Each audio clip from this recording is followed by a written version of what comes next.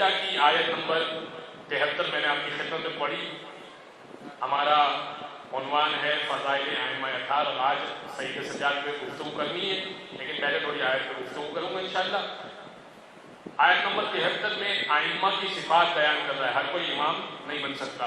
وَجَعَلْنَاهُمْ أَئِمَّةً يَهْدُونَ بِأَمْرِنَا, ہم نے ان میں کچھ لوگوں کو امام بنایا.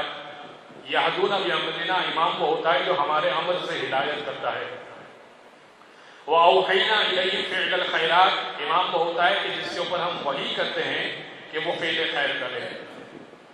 وَإِقَامَ الصَّلَاةِ وَإِيتَاءَ الزَّكَاةِ, امام وہ ہوتا ہے جو نماز کو قائم کرتا ہے, زکوٰۃ کو ادا کیا کرتا ہے. وَقَانُوا لَنَا عَابِدِينَ, اور امام وہ ہوتا ہے جو پرانا عبادت گزار ہوتا ہے.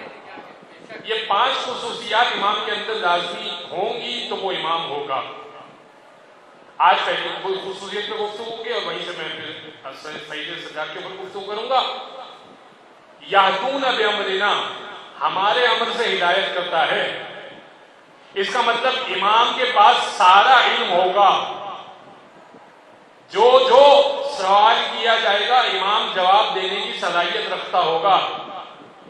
قرآن کے بارے میں قرآن نے خود کہا وَمَا يَعْلَمُ تَعْوِيلُهُ إِلَّا اللَّهُ وَالرَّاسِخُونَ فِي الْعِلْمِ, قرآن کے بارے میں کوئی نہیں جانتا, قرآن کی تعویل کوئی نہیں جانتا.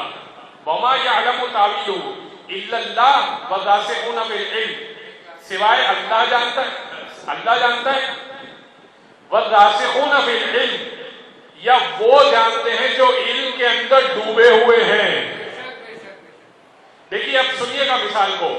ایک گلاس کے اندر پانی ہو تو گلاس میں جتنی گنجائش ہوگی اتنا پانی آ سکتا ہے. ٹھیک ہے نا بھائی, جتنی گنجائش ہے گلاس کے اندر پانی اتنا آ سکتا ہے.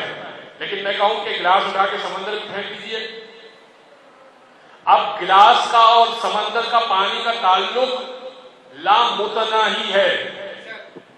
اب کاؤنٹ نہیں کیا جا سکتا کہ گلاس کا کتنا تعلق ہے اس پانی سے, کیونکہ گلاس سمندر کے اندر ہے.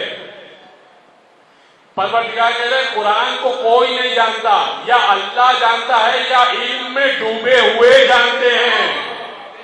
بھائی جن کے سینے میں علم ہو وہ نہیں, جو علم میں ڈوبے ہوئے ہیں وہ جانتے ہیں.